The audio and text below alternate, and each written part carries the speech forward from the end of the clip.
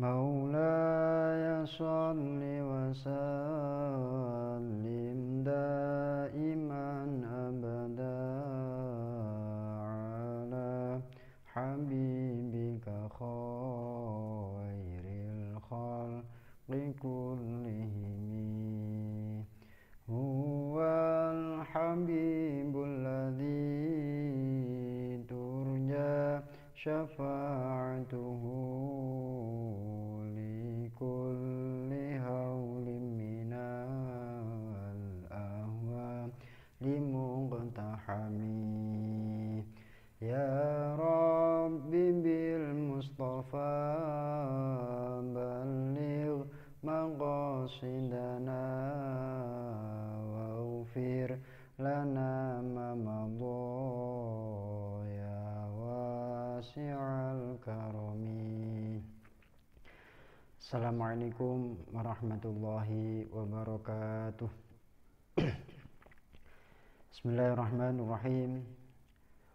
Subhanakallahumma rabbana la ilma lana illa ma 'allamtana innaka antal alimul hakim wa tub 'alaina innaka antat tawwabur rahim wa taqabbal minna innaka antas samiul alim wa 'allimna min ladunka 'ilman nafi'a ya dzal jalali wal ikram.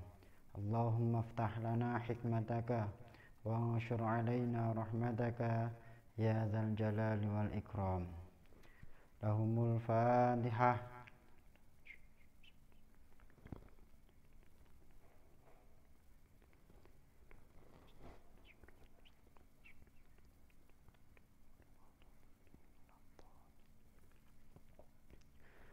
Anak-anak, silahkan dibuka kitab Al-Inayahnya halaman 174. Bismillahirrahmanirrahim. Alhamdulillahirabbil alamin. Wassalatu wassalamu ala asyrafil anbiya'i wal mursalin sayyidina wa maulana Muhammadin wa ala alihi wa sahbihi ajma'in. Amma ba'du. Qala al-muallif rahimahullahu ta'ala wa nafa'ana bihi wa bi'ulumihi wa amadana bi asrarihi wa a'ada alaina bi barakatihi amin ya rabbal alamin. Bismillahirrahmanirrahim. Al-qaidatu as-sadisatu wa thalathuna. Al-qaidatu tawing qaidah as-sadisatu kang kaping 6 wa-thalathuna lan 30. Iku yadkhulul qawiyyu 'ala dha'ifi la aksa. Qaidah yadkhulu al-qawiyyu 'ala dha'ifi la aksa. Yadkhulu bisa mlebu apa al-qawiyyu perkara kang kuat. Apa al-qawiyyu perkara kang kuat 'ala dha'ifi ing atase perkara kang lemah.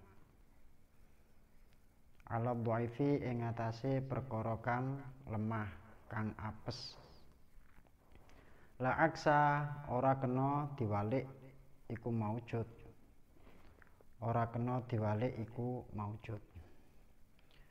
Kaidah yang ke-36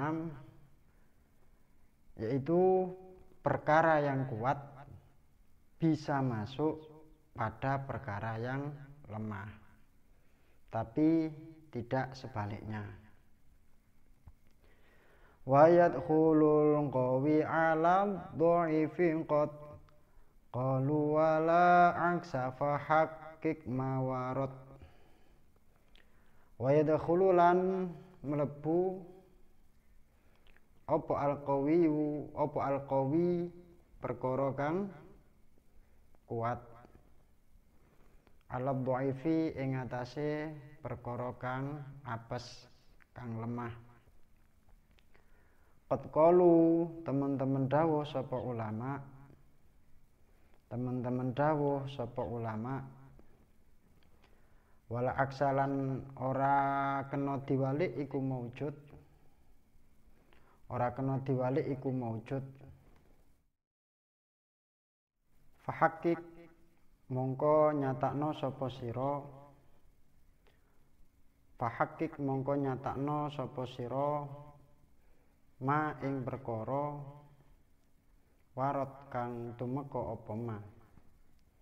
Warot kang tumeka apa ma. Al-qaidatu utawi qaidah as-sadisatu kang kaping 6 wasalatuna lan 30 iku yadkhulul qawiyyu 'ala dha'ifi la aksa. Qaidah yadkhulu al-qawiyyu 'ala dha'ifi la aksa. Yadkhulu mlebu apa al-qawiyyu perkara kang kuat. Apa al-qawiyyu perkara kang kuat 'ala dha'ifi ing atase perkara kang apes. Ing atase perkara kang apes kang lemah la aksa ora kena diwalik iku maujud. La aksa ora kena diwalik iku maujud. Jadi kaidah yang ke-36 itu perkara yang kuat bisa masuk pada perkara yang lemah, tapi tidak sebaliknya. Tidak sebaliknya itu maksudnya bagaimana? Maksudnya yaitu perkara yang lemah tidak bisa masuk pada perkara yang kuat. Wa min furu'iha lan iku setengah saking pira-pira cabange kaidah. Lan iku setengah saking pira-pira cabange kaidah ya juzu idkhalul haji utawi dawuh ya juzu idkhalul haji. Ya juzu wenang apa idkhalul haji nglebokake ibadah haji. Apa idkhalul haji nglebokake ibadah haji. Alal umrati ing atase ibadah umroh. Ing atase ibadah umroh. Lal umrati ai la yajuzu idkhalul umrati. Lal umrati ora wenang nglebokake ibadah umroh. Ora wenang nglebokake ibadah umroh alal haji ing atase ibadah haji. Alal haji ing atase ibadah haji. Contoh yang pertama dari kaidah ke-36 ini yaitu diperbolehkan memasukkan ibadah haji pada ibadah umroh.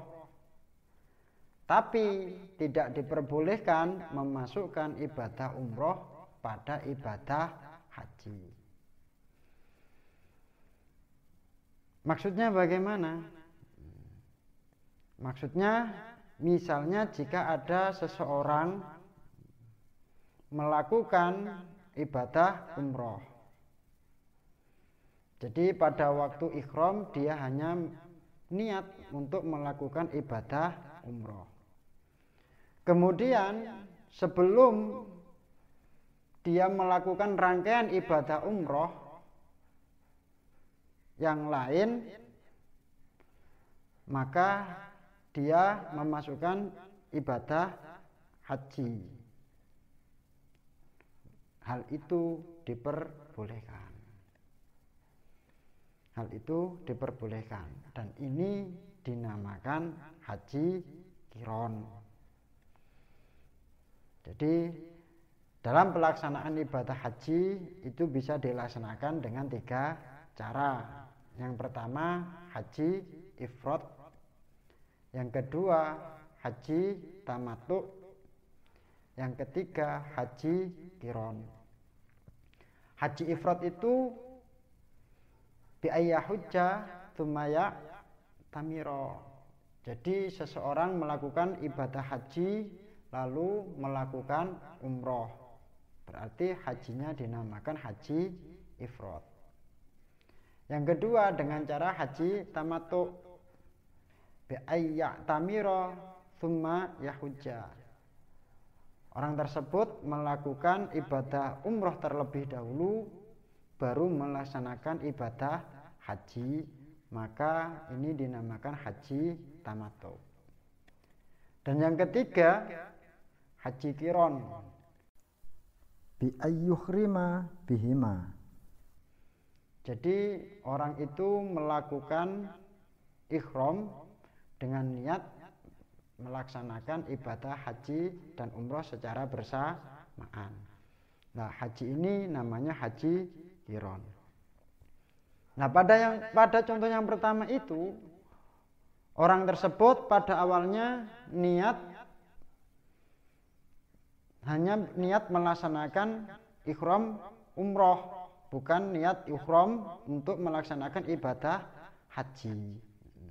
Namun sebelum melakukan tawaf yang merupakan permulaan prosesi umroh, ia terlebih dahulu melakukan ritual-ritual haji, bukan prosesi umroh sebagaimana niat awal.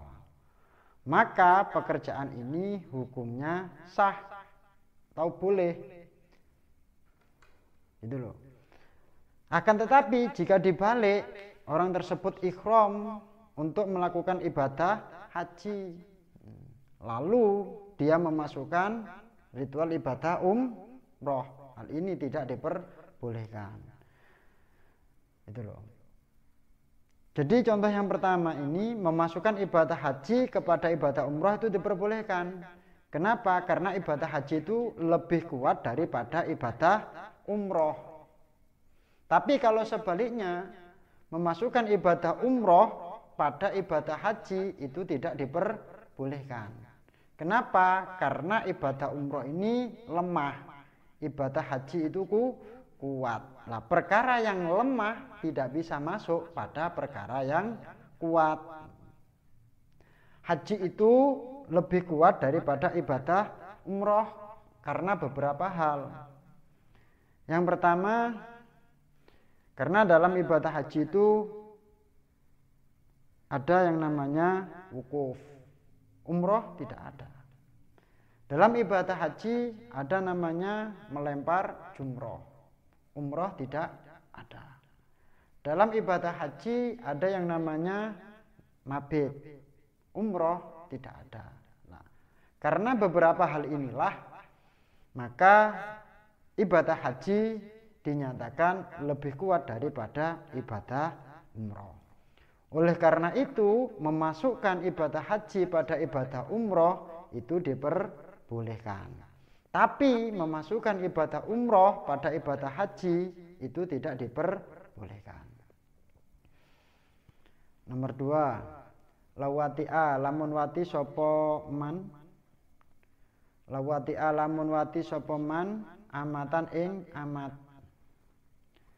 Sumata zawaja nuli rabi sapa man. Sumata zawaja nuli rabi sapa man ukhtaha ing dulur wadone amat. Ukhtaha ing dulur wadone amat.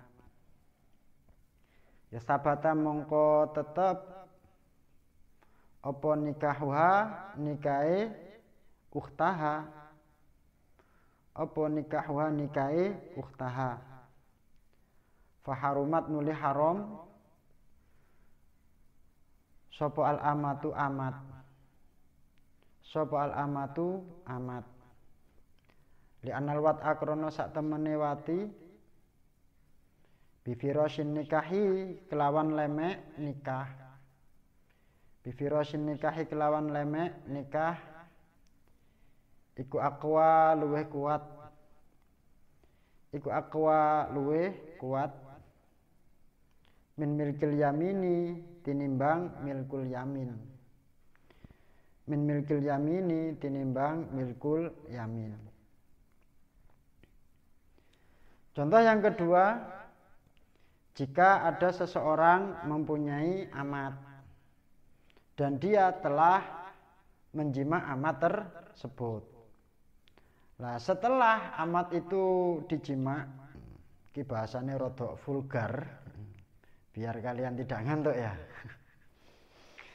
Setelah amat itu dijima, lalu orang laki-laki tersebut menikah dengan saudaranya amat itu. Nah, pertanyaannya, bagaimana hukumnya pernikahan laki-laki tersebut dengan saudara amatnya yang telah dia jima? Jawabnya sabata nikahuha. Pernikahannya dihukumi, tapi setelah akad nikah itu laki-laki tersebut tidak boleh mewati atau menjima amatnya lagi. Nah, karena ada larangan mengumpulkan dua wanita bersaudara itu.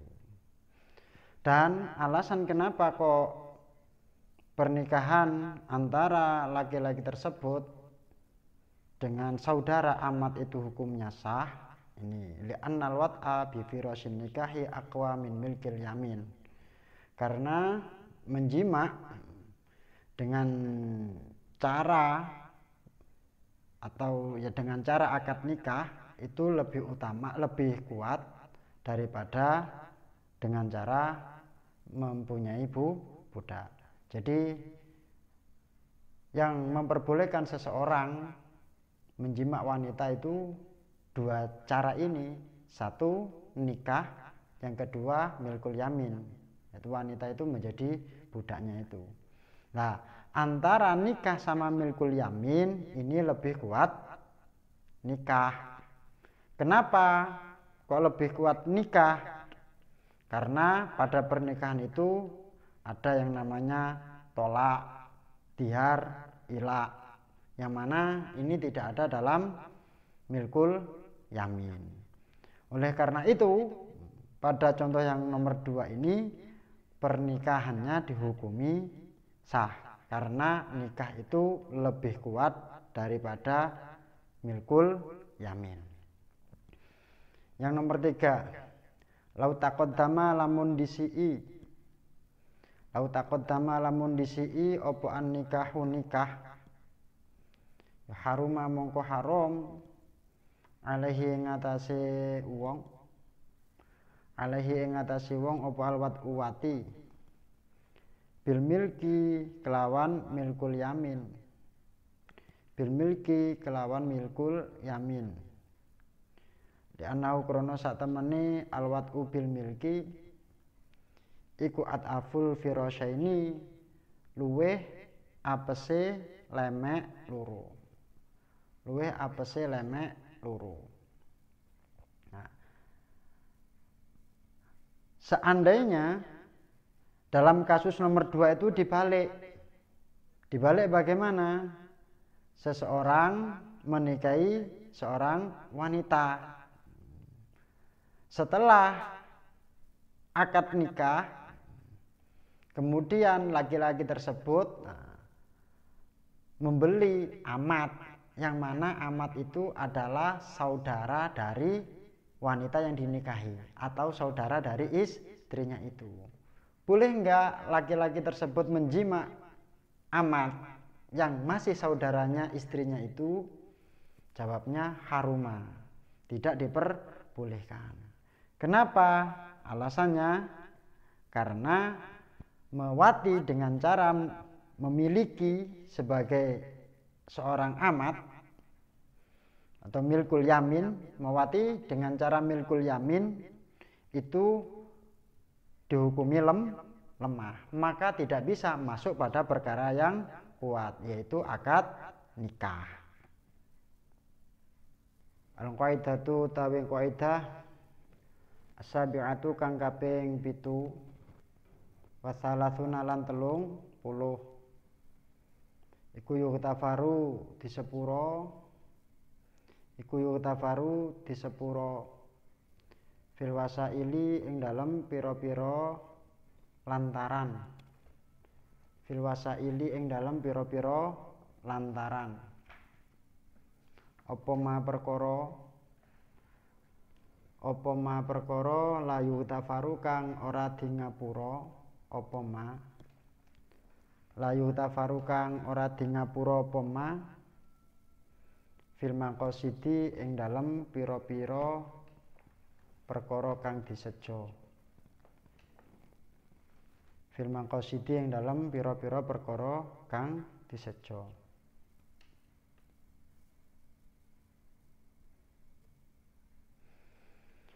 Kaidah yang ke-37 yughtafaru fil wasaili ma la yughtafaru fil maqasidi. Perkara apabila dia berada pada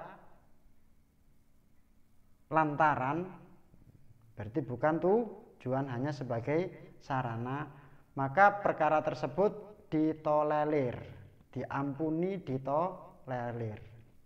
Akan tetapi jika perkara tersebut berada pada tujuan, maka perkara tersebut tidak dimaafkan, tidak ditolerir. Wa fi wasailil umuri mughtafar ma laisa fil maqsudi minha yughtafar. Wa fi wasailil umuri, lan ing dalem pira-pira lantarane pira-pira perkara, lan ing dalem pira-pira lantarane pira-pira perkara iku mughtafar di ngapura, iku mughtafar di ngapura ma utawi perkara laisa kang ora ana apa ma, laisa kang ora ana apa ma fil maksudi ing dalem perkara kang disejo, fil maksudi ing dalem perkara kang disejo minha saking umur iku yughtafar di ngapura apa ma, iku yughtafar di ngapura apa ma. Al-qaidatu tawi qaidah as-sabi'atu kang kaping 7 wasalatun lan 30 iku yughtafaru fil wasaili ma la yughtafaru fil maqasidi. Qaidah yughtafaru fil wasail, yughtafaru di ngapura fil wasaili ing dalem pira-pira lantaran, ing dalem pira-pira lantaran apa ma perkara la yughtafaru kang ora di ngapura apa ma, la yughtafaru kang ora di ngapura apa ma fil maqasidi ing dalem pira-pira perkara kang disejo, ing dalem pira-pira perkara kang disejo. Wa min furu'iha lan iku setengah saking pira-pira cabange kaidah, lan iku setengah saking pira-pira cabange kaidah jazamu utawi dawuh jazamu. Jazamu ngokohake sapa ulama, jazamu ngokohake sapa ulama biman tauqitid domani kelawan nyegah aweh waktu tempuhan, kelawan nyegah aweh waktu tempuhan. Wajaro lan lumaku fil kafalati ing dalem akad kafalah utawa nanggung apa khilafun persulayaan, apa khilafun persulayaan.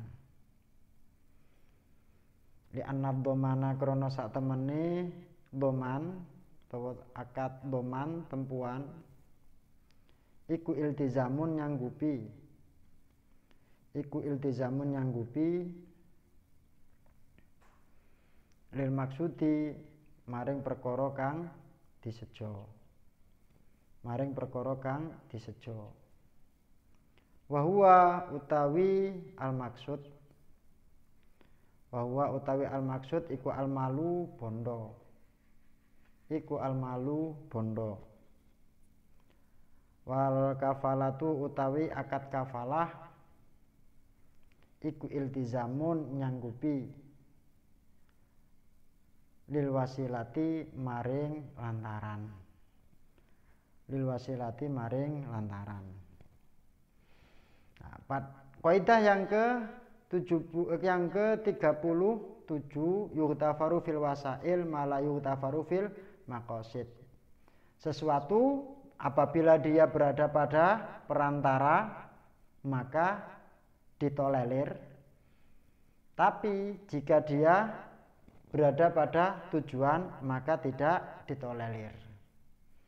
Contoh yang pertama, ini ada akad dhaman sama akad kafalah. Akad dhaman sama akad kafalah. Para ulama ini sepakat bahwasanya dalam akad dhaman ini tidak boleh ada namanya taukid, pembatasan waktu. Contohnya piye akad dhaman iku? Misale yo ana dhaminun li Zaidin dainahu ala Khalidin. Saya yang menanggung hutangnya Zaid kepada Khalid. Ini namanya akad dhaman. Kalau akad kafalah, ya ana kafilun bi ihdarihi ila syahrin. Saya yang menanggung akan menghadirkan Zaid untuk membayar hutang sampai batas waktu 1 bulan. Nah, dalam akad dhaman sama akad kafalah ini ada perbedaan. Kalau akad dhaman berarti dia apa? Menyanggupi akan membayar hutangnya Zaid. Jadi akan membayar hutangnya Zaid. Saya, ana dhamin berarti saya yang menyanggupi akan membayar hutangnya Zaid kepada Khalid. Tapi dalam contoh akad kafalah, saya menyanggupi bukan membayar hutang, tapi hanya menghadirkan Zaid untuk membayar hutang. Berarti siapa yang membayar hutang dalam akad kafalah? Ya Zaid sendiri. Nah, maka pembatasan waktu dalam akad dhaman ini dilarang. Kenapa? Karena akad dhaman itu menyanggupi perkara yang dimaksud. Apa itu?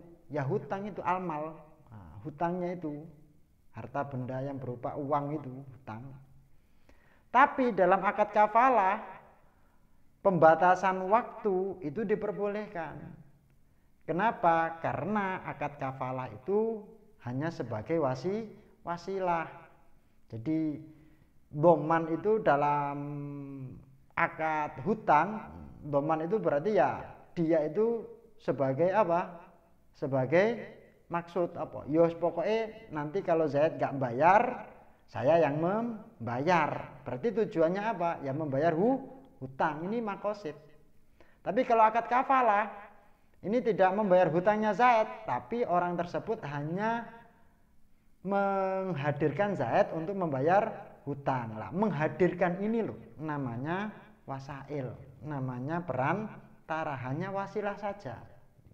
Bukan tujuan. Tujuannya apa? Menghadirkan Zaid untuk membayar hutang. Nah, karena akad kafalah itu termasuk wasail, maka dalam akad wakalah itu diperbolehkan taukid. Tapi dalam akad dhaman tidak diperbolehkan adanya taukid, pembatasan waktu.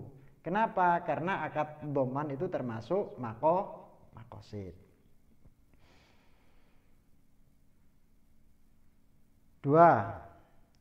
Lam yakhtalif, ora persulayan. Lam yakhtalif, ora persulayan sapa al-a'immatu pira-pira imam. Sapa al-a'immatu pira-pira imam. Fi ijabin niyati, ing dalem oleh majibake niat. Ing dalem oleh majibake niat. Disolati krono salat. Waktalafu lan persulayan sapa al-a'immah, lan persulayan sapa al-a'immah hu ing ijabin niat fil wudu'i ing dalam wudu. Fil wudu'i ing dalam wudu. Contoh yang kedua, para imam sepakat bahwasanya niat dalam sholat itu berhukum wajib. Tapi niat dalam wudu hukumnya masih terjadi perbedaan pendapat. Ada yang mengatakan wajib, ada yang mengatakan tidak wajib. Nah, kenapa kok terjadi perbedaan itu? Nah, niat ini namanya ma. Kalau dihubungkan dengan kaidah niat ini namanya ma.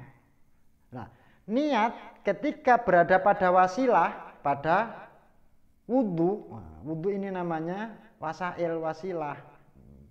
Ini ditolerir. Maksudnya walaupun wudhu tidak niat, ada yang mengatakan sah. Ini menurut Imam Abu Hanifah niat wudhu itu tidak wajib. Tapi menurut yang lain, mazhab Syafi'i, Maliki dan Ahmad itu berhukum wajib. Jadi niat ketika berwudhu itu ada yang mengatakan tidak wajib. Tapi niat ketika berada pada maqasid, dalam hal ini apa? Sholat, itu semua imam mengatakan wajib. Jadi wudhu ini sebagai wasilah, maqasid atau tujuannya adalah sholat. Oleh karena itu niat pada wudhu ini namanya fil wasail, maka yughtafaru, ditolerir. Nggak niat nggak apa-apa. Ini menurut pendapat siapa? Imam Abu Hanifah. Tapi niat fil maqasid ini berhukum wajib. Niat dalam sholat itu berhukum wajib. Al-qaidatu ats-tsaminatu was-salatuna. Panjang. Pertemuan yang akan datang saja. Wallahu a'lam. Rabbi fa'fa'na bi barakatihim wa dinal husna bi hurmatihim wa amitna fi tariqatihim wa mu'afatihim minal fitani. Rabbi fa'fa'na bi barakatihim wa dinal husna bi hurmatihim wa amitna fi tariqatihim wa mu'afatihim minal fitani. Rabbi fa'fa'na bi barakatihim wa dinal husna bi hurmatihim wa amitna fi tariqatihim wa mu'afatihim minal fitani. Bismillahirrahmanirrahim. Allahumma inni astaudi'uka ma'allamtanihi fardudhu ilayya 'inda hajati ilaihi wala tunsinihi ya rabbal alamin. Allahumma inni astaudi'uka ma'allamtanihi fardudhu ilayya 'inda hajati ilaihi wala tunsinihi ya rabbal alamin. Allahumma inni astaudi'uka ma'allamtanihi fardudhu ilayya 'inda hajati ilaihi wala tunsinihi ya rabbal alamin. Fatihah.